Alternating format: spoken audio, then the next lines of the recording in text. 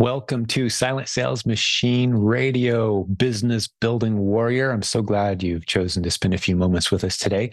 We've got some pre-recorded content today since it's the weekend update, but it's probably content you haven't heard unless you join us on a regular basis for our live Monday night Q&A sessions with our entire community. Man, some good questions happen when we do that, and we'd love to share the questions and responses with you. That's what we do on our weekend updates. We'd love for you to join us some Monday. It's open to anyone in our community. The best way to hear about these and to get the links you need and participate is to be part of the free Facebook group. There's a link at silentjimdotcom to that free Facebook group. Jump in there. Most Mondays we go live. Quite often it's me. Sometimes it's some other folks on our leadership team answering any e-commerce or Amazon questions. Then we compile the best questions and answers into a weekend update for those who couldn't make it to the live session. So that's what we've got for you today. Hopefully you're enjoying your weekend. Thanks for taking us along. I'll cut right to the chase. Let's jump right into content. Let's see what the team compiled for us today. My name is Jim Cockrum. I founded this Facebook group many years ago. I've been in e-commerce for well over 20 years as the only income for my family of 7. And we homeschooled 5 kids. My wife and I are going to be married 30 years soon, and she is my best friend. I love her so much. She just had her 50th birthday. So we're very blessed. I got my first grandkid, but this has been our reality for 2 decades. And the reason that should be significant to you is because here's a few facts for you. We've coached more people into e-commerce success than any other e-commerce organization in the world. If you're aware of someone who's been around 20 years and has coached nearly 10,000 students in e-commerce, please let us know. I'd love to meet them. I will gladly start calling myself the second most experienced e-commerce coach in the world. But as of right now, from anything I've seen, I haven't heard of an e-commerce coaching company that's been around more than 10 years, let alone one that's been around 20. So that's what we do here. We coach people into multiple streams of success using the internet creatively. It's been the reality for my family. It's been the reality for thousands of families that we've helped over the years. And for the past several years, the thing we're the most excited about, and the thing that probably brought you to our group, is Amazon, which represents about half of all retail activity online in the United States any given day. And there's a ton of growth coming because online retail only represents about 15 to 18% of all retail, meaning well over 80% of all retail is still traditional brick and mortar, get in your car, go to a store. It won't be that way very long. Amazon's exploding. Walmart is exploding. E-commerce is exploding. People are finding more and more reasons to just stay home and order what they want. We're at the front end of that trend, and we'd love to train you on the systems that we've used to help thousands of people build beautiful businesses. If you haven't heard our podcast before, I would strongly encourage you as your homework to go to silentjim.com, click on the podcast link, and scroll through, starting with the most recent, highest numbered episodes. Scroll back in time and see some of the literally hundreds of interviews that we've done with our successful students, people who, in most cases, had no prior e-commerce experience, came into our community, jumped into our training, got into courses or our coaching, and we've helped them build something amazing. Our free Facebook group is there for you as well. There's a link to that at silentjim.com. And we're going to talk about all kinds of other things tonight. I think something I'm most excited about because it's on my mind 23 hours a day, except when I'm in my deepest REM sleep. I think I stop thinking about it for 2 hours a day. It's the TheProvenConference that's coming up.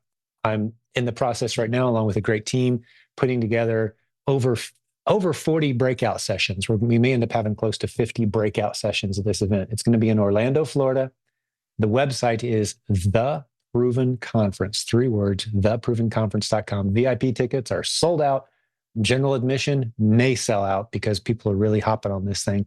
We'd love to see you there, May 23rd through 25th in Orlando, Florida. It's going to be all things e-commerce, multiple streams of income. And the thing I love about this event, if you've ever been to an e-commerce event before, this one's a little different probably than what you may have experienced because this is all our team. These are our coaches doing the presentations. These are students who came from our community who have succeeded. They've designed content for our community. Maybe they're a coach on our team. These are people that we know, love, trust, and respect doing these breakout sessions. We're not bringing a bunch of authors to sell you their books and courses. This is people from our community that helped build the Proven Amazon course, that helped build our coaching program. People who started off as clueless newbies, maybe a couple years ago, got into the Proven Amazon course, started building something, got a coach on our team, started succeeding, got on the podcast, had a great story. People started saying, wow, I know that guy. Like Robin Joy is a great example. She's on the screen with me if you're watching this tonight. Great example. Clueless newbie just a few years ago. Now her and her husband are coaching directors on our team, built a beautiful business, creating content for us. Those are the kind of people that we have at the event. So if you come to the event, it's not going to be a pitch fest. It's going to be breakout sessions on the exact content you need. If you're brand new, we got stuff for you. Been around a while, looking for what's exciting and next, we got all that as well.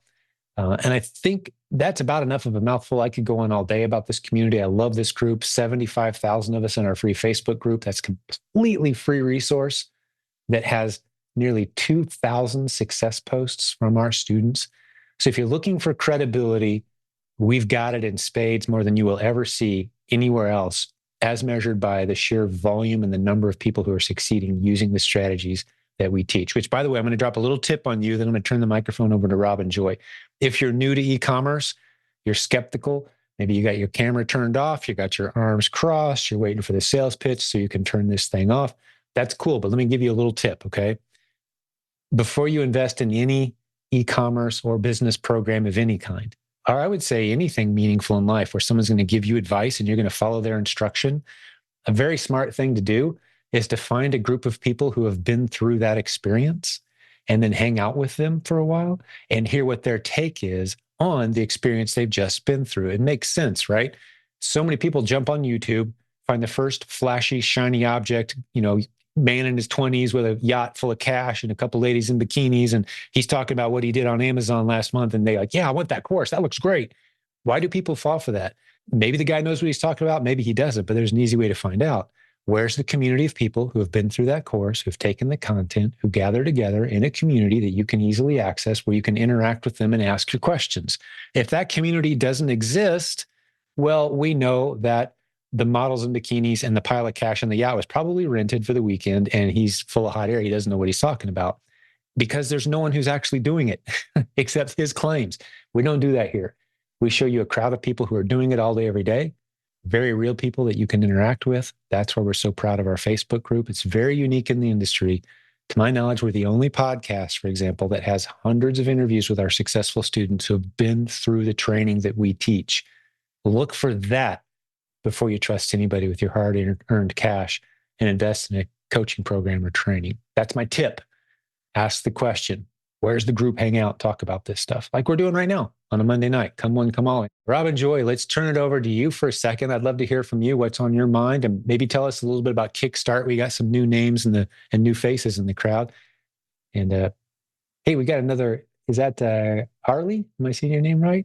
Harley? No? Close? Yeah. Hey, everybody. I'm Robin Joy. Nice to meet you all. I know some of you already. Yeah, it's good to see you all here. I am just having a great day. This day is just going really well, much better than last Monday. So I'm glad to report that today. Let's talk about the Kickstart Bootcamp. Yeah, we're really excited about this program. This is a program that has given us a ton of great feedback for new people coming into the community. What this is a group. It's a Facebook group that's separated out, a smaller group section from the other larger Facebook group that is My Silent Team. What we do is we put together 4 weeks of training to help you get started. If you've never sent in a shipment before, you haven't even opened your account yet, you're not sure where to start, this is where you need to be. Come here, come work with us. It'll be a small group where you can ask whatever questions you have. We'll take you through a program that helps you get opened up, helps you find your first product, helps you figure out how to prep that item and ship it into Amazon and get it up for sale, and then sets you up to be ready to build a foundation for yourself in your own business. During that time, during those 4 weeks, we have 4 live Q&A sessions where we can talk with the group, ask questions, see what's happening, let each other know how it's going for them so that you have some experience included as well. And we really have a really good time. You can ask questions anytime in this Facebook group, and you can, all of the instructions and everything are all there, materials there for you to keep. This is for Proven Amazon course members, and it's an additional one-time fee of $37. And you get all that for 4 whole weeks. So hopefully you'll come and see us. If you go to silentjim.com/kickstart. We do have one question. Found 2 good ROI replans sourced in Amazon and Walmart. But after 2 weeks, the brand sent an email and mentioned that you can remove your inventory from Walmart seller account. If I don't, they will take legal action. Do I need to remove my inventory from Walmart and Amazon or ignore them? Good question. Well, just based on having seen a lot of these, 95% chance it's nothing. Okay. But this is a topic that takes it, unfortunately, anytime it comes up, it takes about 45 minutes to do it justice. I'm going to do my best to go through this really fast. The vast majority of brands that you'll encounter could care less if you sell on Amazon or not. Some of them don't like it, and that's fine, and you can sell them anyway. Some of them actually have put some legal firepower behind making sure no one sells their brand on Amazon, and they really get aggressive and mean and ugly and nasty about it. And even them, you're probably safe selling it, but you might not be. So we teach you to avoid those. You don't want to go to battle with someone else's lawyer just because you want to sell their $10 item for $23 on Amazon. Like, you know what? There's a lot of brands out there. I'll just move on if you're going to send me nasty letters. And that's what a lot of people do. So what we teach you to do is recognize the potential of any given brand that you're considering selling, the potential of that brand to offer legal resistance at some point based on the past history. We teach you how to read a Keepa chart and see right there on the chart. And the way to see it, we call it the skateboard ramp of death. If you're looking at the number of sellers going from 5 to 10 to 25 sellers, and then boom, down to 0 sellers or 1 seller, and then back up the ramp goes, and then droom, straight down. The lawyer sends out a bunch of scary letters and everyone jumps off that ace. And that's how you can see that timeline of a lot of sellers dropping to 0. You see that pattern?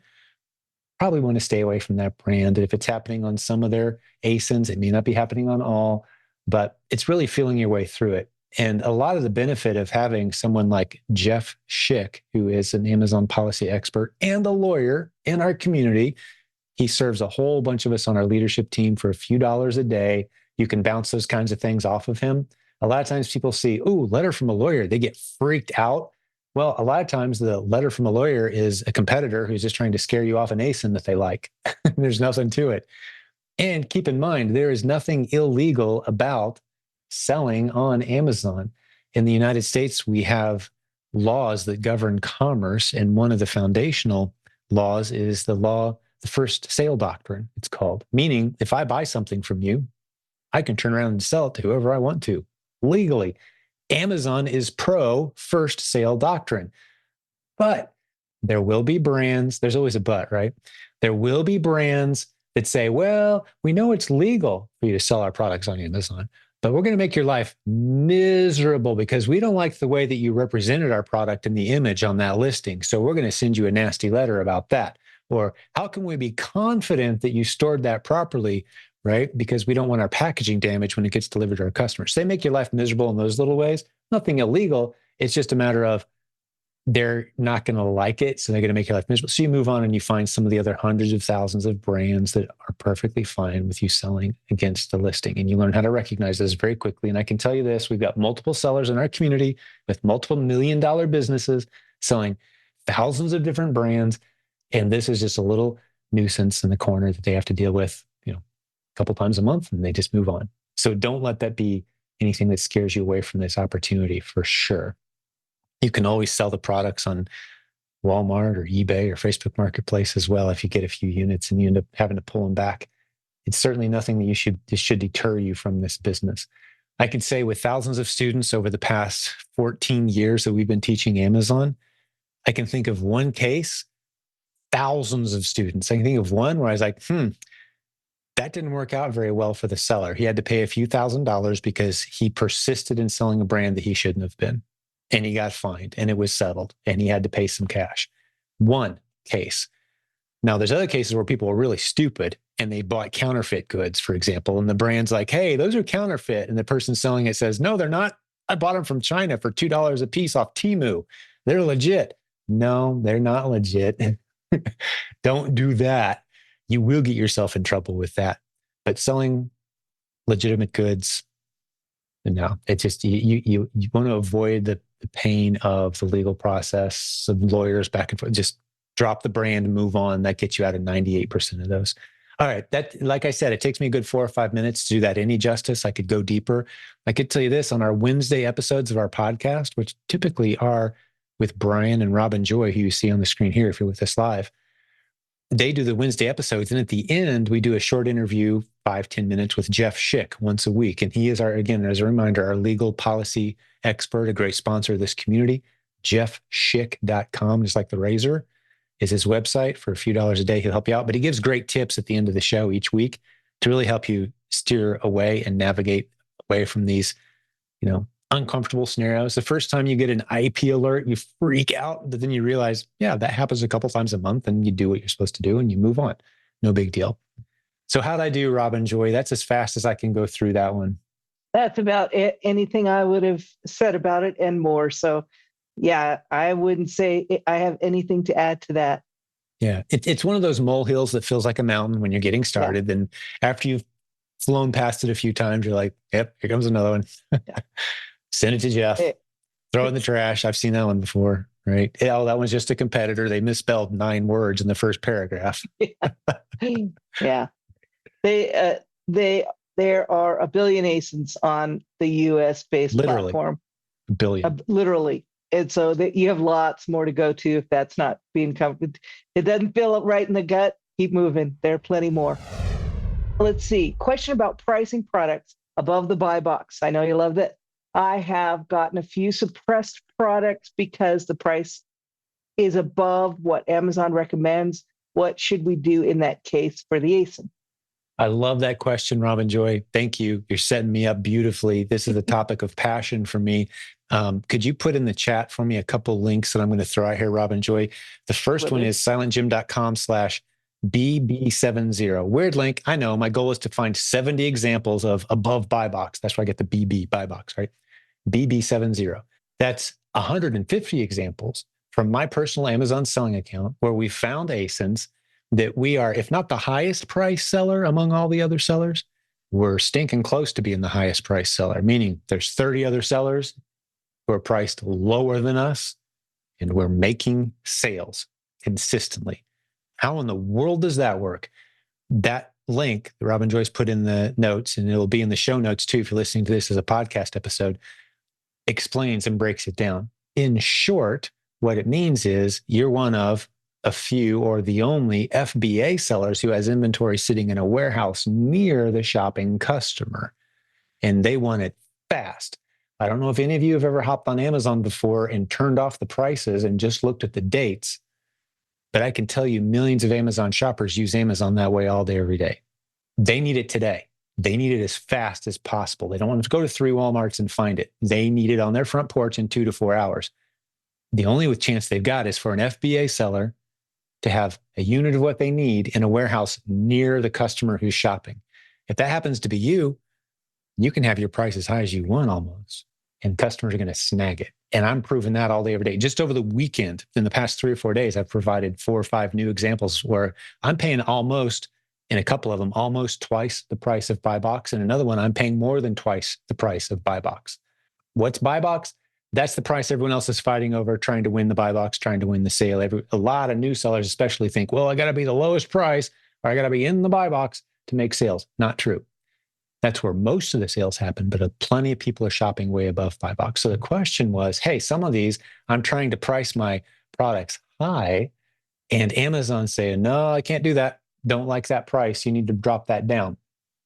Well, I can tell you when Amazon sends you a little note that says, hey, your product isn't eligible to be listed in the buy box, or it's not eligible to be featured, ignore that.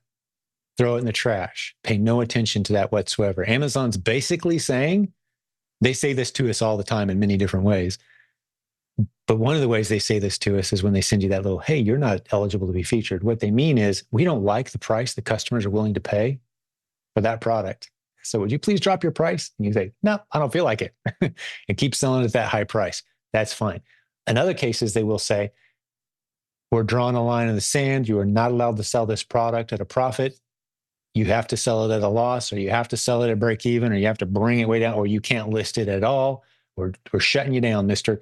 In that case, you get to decide whether you want to keep selling it or not. And if you don't, you just stop selling it. Amazon can sell products at a loss all day, every day. That's great. I'm going to go find some of the hundreds of thousands of ASINs where I can charge a profitable price and sell my products to happy customers.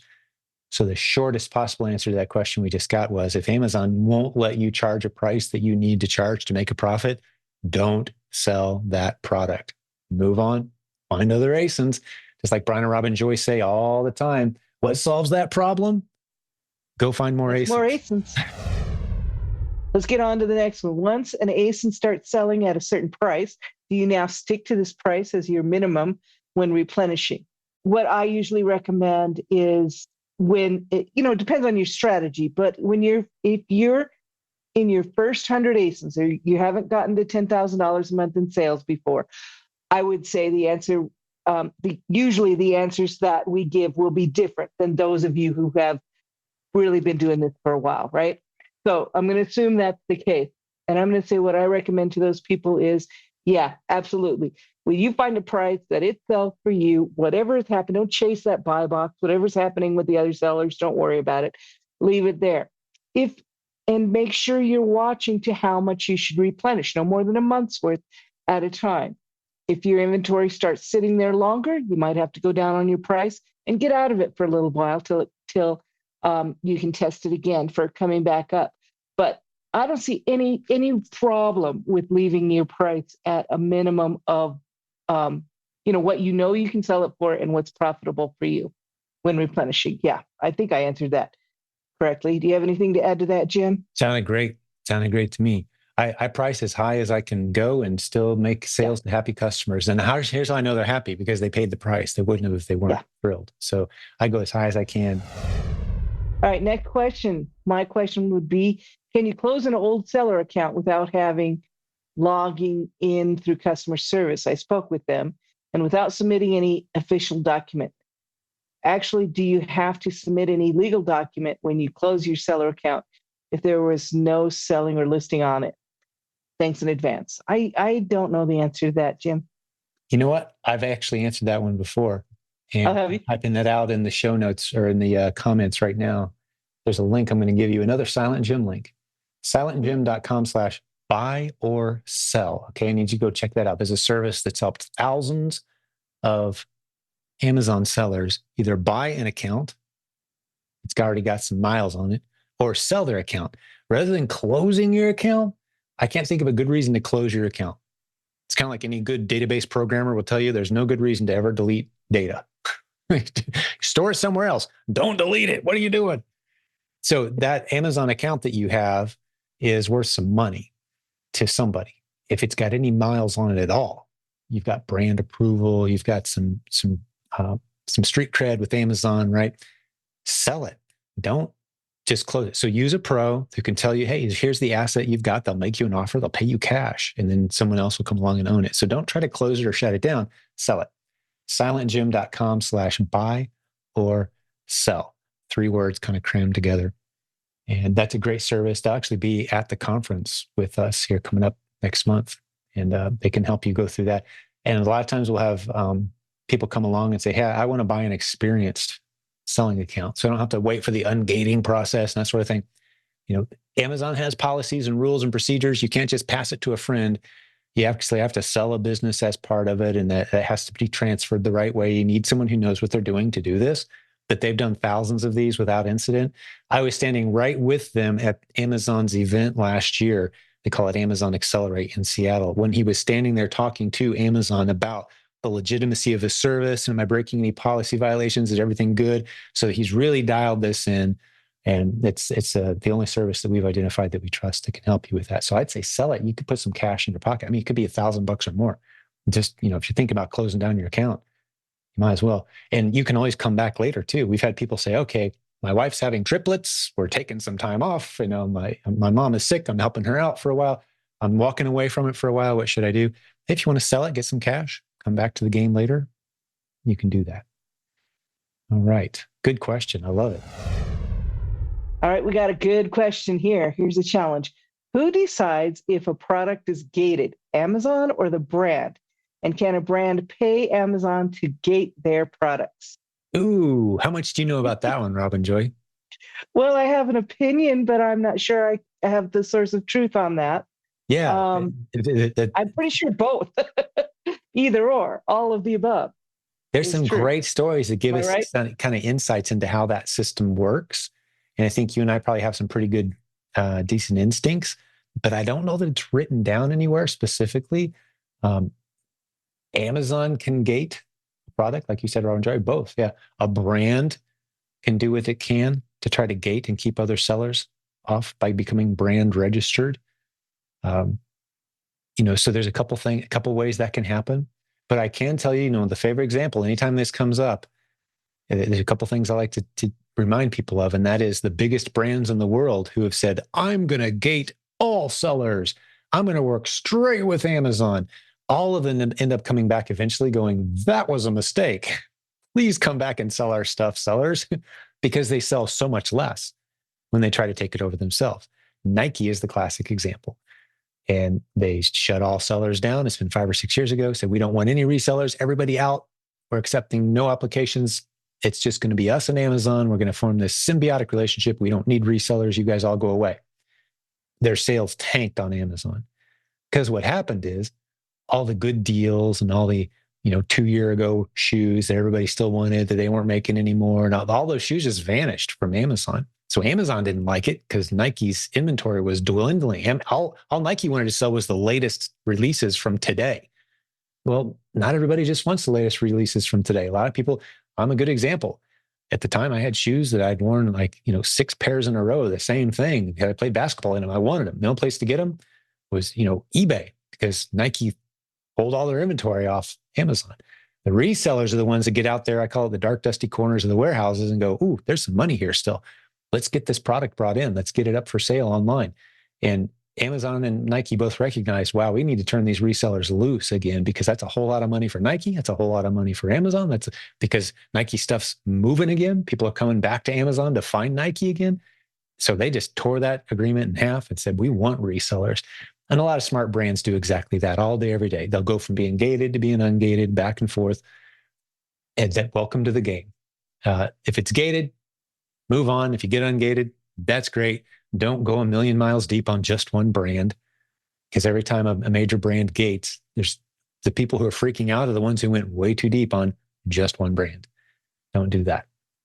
That's good. That's if my I could answer. add, could I add to that also that those brands that Amazon has, brands and categories that Amazon has restricted, eventually they will release most of those as time and sales go by. The more sales you have in a period of time, the more apt you are to have those restrictions automatically lifted from you, because you've built trust with Amazon. They know you're treating their customers right.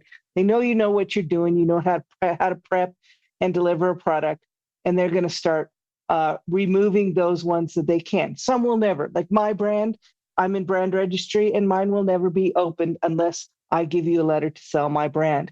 Mm-hmm. But many of the national brands, almost all of them, will be opened up eventually to people who have some good track record with Amazon. Yep.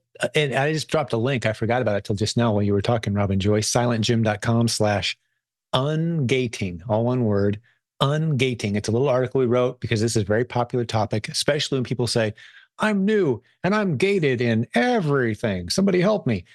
This article will help you tremendously. It's a popular pushback. It's a topic I'm sure you probably cover a little bit in the Kickstart group.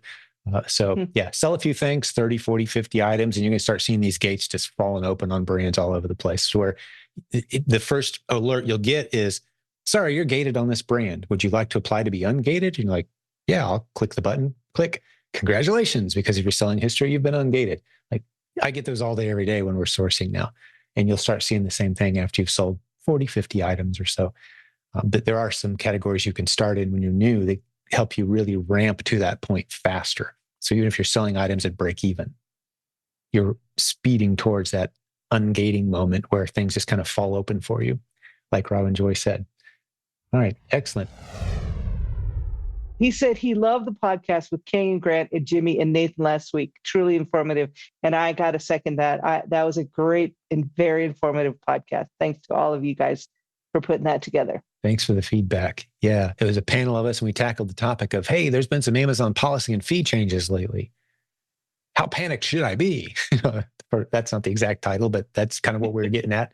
I had to cut. I'll give you a 30-second version. You can skip the whole episode if you'll believe me on this. I've seen 100 changes over the past 20 years between eBay and Amazon and any other platform. And every time the freak out spikes, and then everyone's like, oh, that wasn't such a big deal. After all, the customers are paying all the fees, not me, right? And then it's over. So same thing here. Same exact thing here. We give a lot more detail and nuance, of course, in that episode, but of what's happening and some of the changes. But I can guarantee you this, 3 months from now, you probably never hear another word about any of it. Because that's just how it goes. I've seen it literally in 20 years, 4 or 5 a month. That's 80 to 100 changes, between the different platforms. And no one could tell you what the change was that freaked everybody out 8 months ago, that no one remembers it. Something else will have our attention soon, I'm sure. Yeah, there's another one coming. Usually around October, November, there's another one that freaks everybody out. This is Robert. So I did have a bit of a freak out about that. We're new sellers. And so we had gone through the boot camp with Robin. And at the beginning of the month, we got in our first shipment through, the boot camp process. Cool. And so we sent in 5 ASINs, 20 units, sent it to Pennsylvania, and it was just under $15. And then we got our replens, and then we got some new tests put all together, about like almost 50 pounds total. And it was $60. Mm-hmm. It came up $60 initially. And I just instantly felt like, oh my gosh, I've done something wrong. Like, what did I do wrong? Just not having any experience. Like, is there a setting wrong? Like what? Anyway, I was just having a lot of trouble. I actually delayed sending stuff in because I was just afraid I was going to make a mistake, and it was, I was being stupid, and nothing was going to be profitable because of this. So anyway, what we ended up, and I didn't even know about the reimbursements at that time either. So, for somebody like me, can you kind of talk through like what we should be thinking about just to be smart about things, since we don't have a lot of ASINs yet. We're just starting. And I can kind of tell you what I did. What did you end up doing on that second shipment? So what we did is I'm sorry, what was the question? What did you end up doing? Did you send in that next shipment? Okay. So what I did is we went with just a unit of 1 for the tests. And actually, I didn't realize that we could select the region for the placement fees. So the default, so we're in Austin, Texas. And so the default was the Eastern region. They wanted to send it to Pennsylvania. So, and that's what we did the first time. So this time I was like, okay. So I changed it to Central, and then it was sending it to Fort Worth. So, I mean, not even leaving the state. What was the price? So lower it. So we ended up being $35. Yeah. Okay. And price per pound wise, did you keep an eye on that by any chance? Because that's a good way to do apples to apples here. The first shipment, price per pound, second shipment. Okay. So the first shipment was, I don't know if you have the calculator. I can't do that's this math. Okay. It doesn't have to be. But it's, it was about 20 pounds, $30.82. The second one was 44 pounds, $35. Yeah. Not a huge difference, basically, per pound once it was all said and done. But a little bit, right?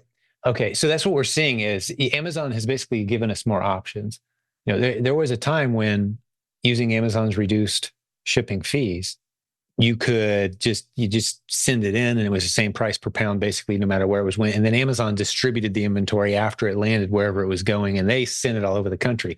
Now they're just giving us the option to send it all over the country ourselves and reduce the shipping. And it makes sense to me that they don't want to ship it twice. Right? Mm-hmm. Every time something ships from A to B, the expense associated with that product has to go up. So Amazon is basically saying, hey, do you just want to go ahead and send it where our algorithm is telling us the inventory should probably go, we're going to give you a little price break if you're willing to do that. Right? Or you just want to ship it where it's convenient. And so for each shipment now, the procedure includes making a decision based on a handful of options that you have, which one makes the most sense for you. If you want to go with the cheapest, it may take it a little longer to get there. It may take it a little longer to get to the distribution centers because you're sending it all to, a location near you. So our Amazon may charge you for the convenience, but the only way to do it really is to just say, okay, each shipment, what are my best options? And you'll get into a pattern once you've done a few, and it'll just be second nature to you. But that's how the game has kind of changed with shipping is the people who are doing this at scale are saying, basically expect to pay 20 to 40 cents more per unit once the dust has settled, which means customers are going to pay 20 to 40 cents more per unit for everything they're shopping for on Amazon. And something that Nathan pointed out in that excellent podcast episode that was just mentioned, where we kind of had a panel talking about this. You got to realize in Canada, there's no discounts for Amazon sellers who ship their stuff to Amazon. They're paying full retail. Here in the US, we've kind of gotten spoiled a little bit. Like we're paying way less than it would cost for us to send this stuff ourselves. They've negotiated great rates with the carriers. So when it goes up a little bit and we freak out, really all we've done is approach a little bit closer to what it would cost for us to send it. Like if we had our own little website and we're going to send this stuff to our own customers, we'd be paying 3, 4, 5 times what we're paying in shipping. But we're sending it to Amazon's warehouse is for a highly reduced rate. It's very competitive. So the customer prices are still competitive, right? If that makes sense. It does. It makes sense 100%. Good. So just a follow-up question. So for us, because we're not sending in a lot of stuff yet, we don't have any options. So we don't have an option to send it multiple different places. We only have the one option, right? Is that the reasoning why? I'm guessing that's why, because we just don't have a lot of volume that we're sending in. Every shipment's going to be a little different. As you get more volume, they're going to give you more options. Okay.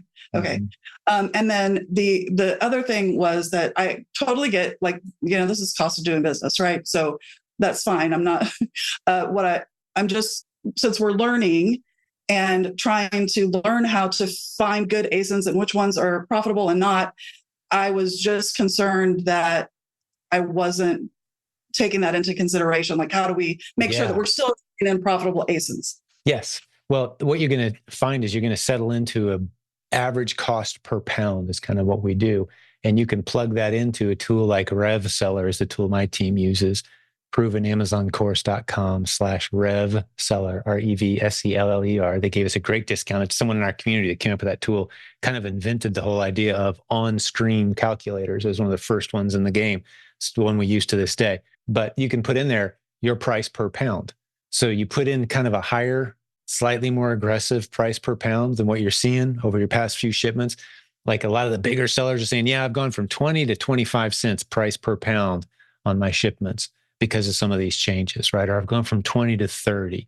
If you want to be super cautious, put in 45 cents a pound or 50 cents a pound. And then you can be super cautious. It's going to identify for you as you're making decisions on what inventory you should buy, what your true costs are going to be, right?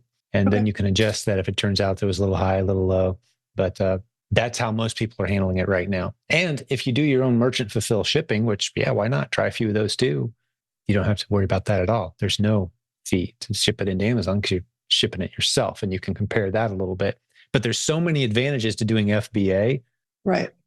That's what we really want. You can charge a lot more money and you can get it out of your house.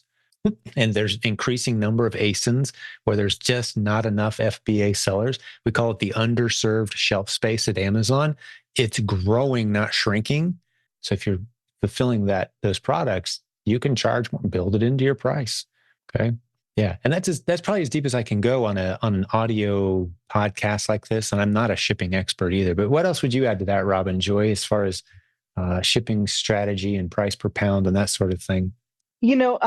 I would say that the more items you have to ship, the more options you'll get, because there are different places you can send them to, which you had already said. I want to also point out that you mentioned you're just starting out and you're just starting to build this, right? So there are two things. One, there's value. Even if you just break even and you didn't make a profit on that, there's a lot of value of getting that sale and showing Amazon, building that trust, showing Amazon that you're a good, someone they can count on.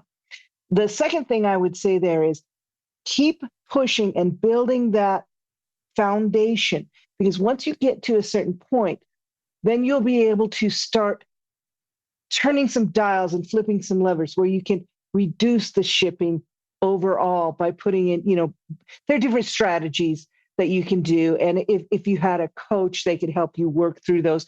But you'll have kind of economies of scale at some point. You just have to build to that. It's going to hurt a little more until you get to there. So get there as fast as you can. And then you have all these things, your restrictions start lifting. It makes more sense what you're paying for shipping, and all these things start coming together. But you got to push through and get to that point where you get to scale, and you will see a much different feeling about all these little charges. I did have a question from my buddy Abel about funding opportunities, third-party funding, and that sort of thing. As your Amazon business grows, one thing you're going to notice is everybody likes to give money to somebody who knows how to turn $1 bills into $2 bills. Like, everybody's got money for you. So there's a lot of options out there that you can get into, and just proceed with caution. I would say Amazon is going to throw offers in front of you when you log into Seller Central. Pay attention to the interest rates, pay attention to the terms. There's several really good companies that we've partnered with as a community that have different ways that they do funding, and you'll hear them talked about on our shows and in our Facebook group. One that's worked really closely with us, for example, is 7 Figures Funding. Very creative funding. They've got a couple breakout sessions at our upcoming conference. You can look for them and tell them we sent you if you look at those guys. But make sure you compare, shop around. But one of the things that's really hard to beat is 0 interest credit cards, new offers. I mean, I'm not going to tell you to go out there and get a bunch of credit cards, but we have people who jump from free 0 interest credit card to free 0 interest credit card offer and just rotate through until that 0 interest credit card offer is expired. They pay it off and they go grab another free 0 interest credit card. We have people who have built substantial businesses that way in our community. Just make sure you're paying it off on time, right? So you're not paying those interest charges. That's free money. It's interest-free money, I should say, right? Free a loan with no interest rate. So yeah, make sure you're maximizing all those creative options. And there's actually a breakout session again at the conference in May on that topic as well, I believe, on maximizing the use of gift cards, credit cards, that sort of thing. There's even a guy in our community, not that I recommend it, but I thought this was so incredibly creative, Robin Joy. I think you've heard about this guy, but he has 31 credit cards. And on the first of the month, he uses the first card. On the second of the month, he uses the second card, et cetera, as he's shopping. And then he knows which cards is due because he's got 30 days to pay it off based on the number on the card. So he's paying off card 1 on day 31 or whatever, right? He's got the system dialed in. So he's using all these cards and paying them off all on time, with rotating through all of them and he's like, and everyone's like, how does that affect your credit score? Like, is there any negative downside to that? And he swears by it. He's like, no, it's beautiful. It works great. Like, that's the funniest thing I'd ever heard. But the more I think about it, that's pretty creative. Those are the kind of creative ideas you get coming to our conference too, just the different ways people are doing this, getting around paying any interest to somebody else, getting as much free money as they can flowing through their business. And I love that example. Had you heard that story, Robin Joy? I know, but I remember Chris Beam's talk last year at the Proven Conference, talked about how she does that kind of sort of thing too. So those recordings are in PAC now. So if you guys want to go back and watch that, she talks about how she does it. Oh, that's a great point. Yeah, one of our coaches, Chris Beam, it was last year's conference. Yeah, it's in the library for the Proven Amazon course students. There's all kinds of good stuff in there. Yeah, good tip. So Michelle said she wanted to share with you that the 5 ASINS that went live on 4/9 for the boot camp sold out 4 out of 5 in 4 days. Great job, you guys. You guys are on a roll. Keep it up. I'm really glad to see you both staying plugged in and getting this done. Great job. That's phenomenal. Here's a question from Kim. I'm just going to read it verbatim and see what we get into here. It says, I live with my daughter while looking for a house. So we just have one room with not much room to run the business out of, I think it says so here. So I want to start the course. Should I wait until I have my own space? Or how much space do I need? Yeah, great question. Yeah, I love Brian responding. He said, look behind me. That's my space. Yeah, Robin, for those who are listening, yeah, Brian's got those little, looks like about the size of couple of decent sized closets back here, and you run your business out of that, right? So yeah, you don't need much space. You really don't. We've had people do this business out of some very small spaces. And one of the options that you have is to have someone else doing your prep, or having it happen somewhere else. It could be a storage facility that's maybe climate controlled. It could be the sweet old lady across the street who's got a 3-car garage and she lives there by herself. Hey, yeah, hire a couple neighborhood kids and make her garage the office and have everything sent there, right? All the supplies are stored there. You can get really creative with the different ways that you can do this business. It doesn't have to be under your roof in your kitchen.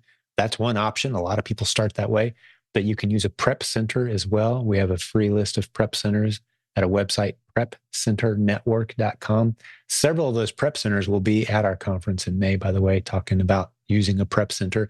So if you pay a couple bucks, someone else handles the packaging and the prepping and slapping the labels on everything, and it's out of your life entirely. So there's a lot of creative solutions, but you don't need much space. The secret to having a little space is keep your stuff going out the door. Don't get addicted to shopping and forget to be addicted to shipping it out the door, because you'll end up with a pile of stuff. And that happens to a lot of people initially. They don't ship as faithfully as they shop. So don't let that happen to you. But, could I tell a quick story about someone I know who had a small space? Yeah. So I know someone who got started. She was a bartender. She lived in New York City. She had 5 roommates. She basically had a bedroom to herself. She shopped online, had things shipped to her. She kept them underneath her bed until she got them prepped and shipped. She worked a full-time job. Then she had to get them to UPS, right?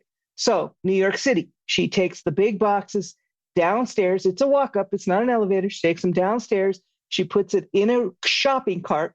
She pushes the shopping cart to the UPS store with the boxes in it, gets them shipped to Amazon. She did that for months until she built up enough where she felt comfortable getting a prep center. And now, but she has a fairly large business now. But there are no excuses.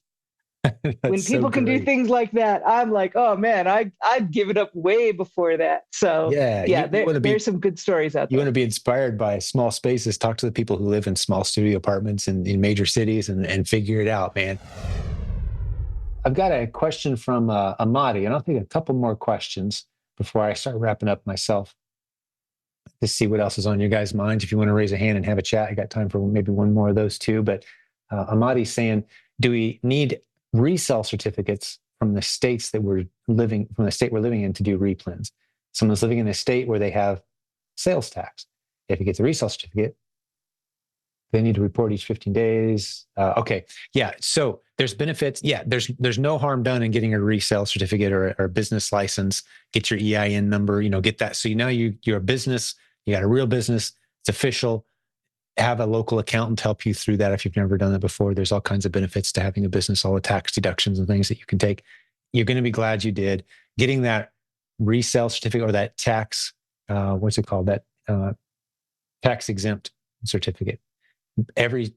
Most states, I don't know if it's all 50 or not, but the vast majority of them, if you're a business, you don't have to pay sales tax. I'm pretty sure that's a nationwide thing.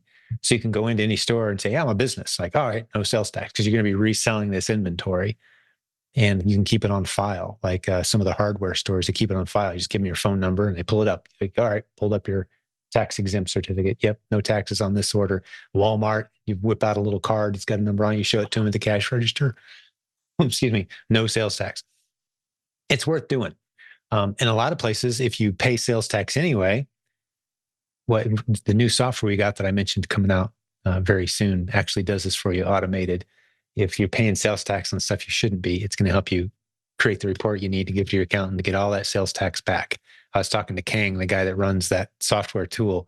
It's called The System. silentjimdotcom/The System breaks it down, his business, how the software works. It's coming soon to everybody who wants it.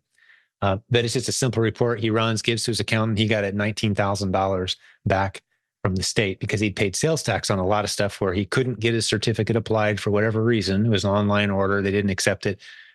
And he was credited back all that sales tax because he was able to run that report so easily through the software. But it's worth it to do it for sure. You'll find yourself saving a lot of money. Some states have no sales tax, but you'll still find yourself, possibly encountering opportunities to buy inventory where sales tax is included, it would be nice to have that certificate and to have a good way to credit back those, because every few points of margin really helps ultimately. Without diving too deep in the weeds, that would be my advice. Talk to a local accountant if you need help getting set up as a real business. And they're going to tell you things like, yeah, you need a separate business checking account. Yeah, you need a separate business credit card because you want to keep all your expenses separate. Ideally, the sooner you do that, the better, because you get into commingling very quickly if you don't, and where you've got personal funds mixed with business funds and it's all kind of mingled together.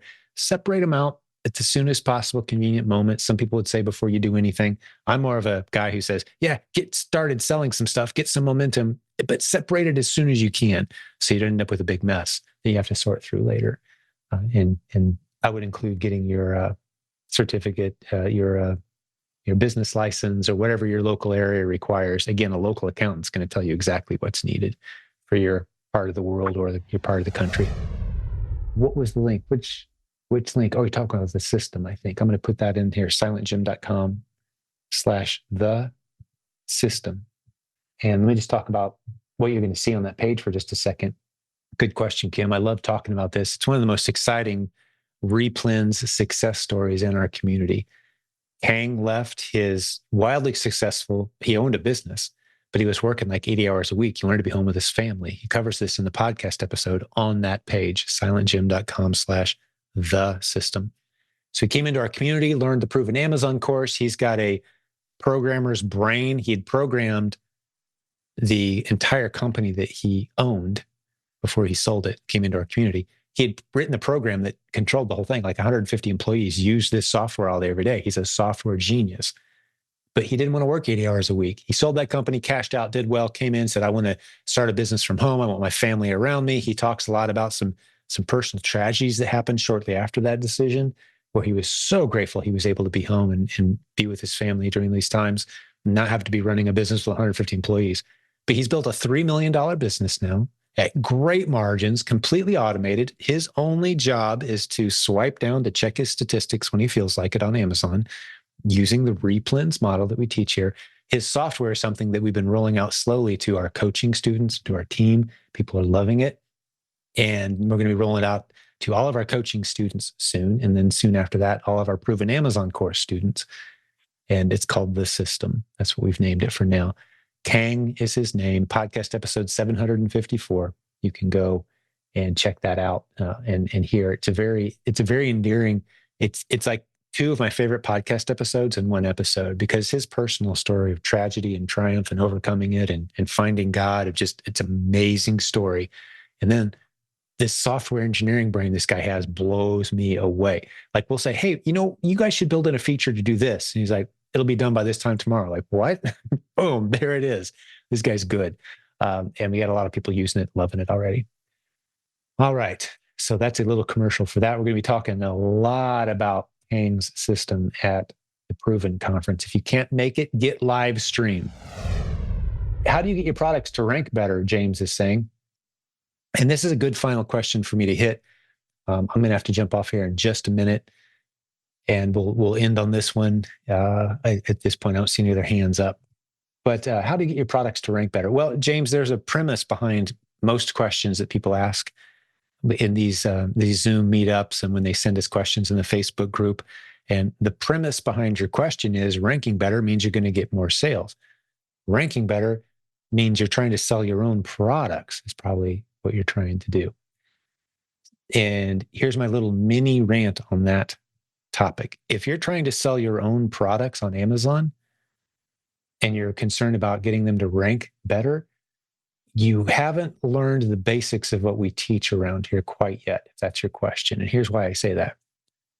We teach you to find the underserved shelf space at Amazon and sell against existing listings. Until you're good at that, you have no business jumping into launching your own products on Amazon. And the reason I say that is because over the course of 14 years, having taught thousands and thousands of students Amazon, we started noticing that other communities start people with private label. Find a product, do your research, go all in, build a brand, put it in your own packaging, get it to rank better on Amazon, and then try to sell a bunch of it. And you hear some success stories from people who have done that. But what you don't hear, unless you jump into some of the groups where these things are happening, is that 95% of the people who go down that road fail miserably, in many cases lose tens of thousands of dollars. Cutting straight to the chase of what I'm trying to say, the bottom line is, if you're new, do not launch private label products on Amazon. If you've never had a $20,000 to $30,000 a month on Amazon, you have no business even thinking about launching your own brand or private label product on Amazon, because the odds of you succeeding is about 5%. That's just the industry standard, the industry statistics. I didn't make it up.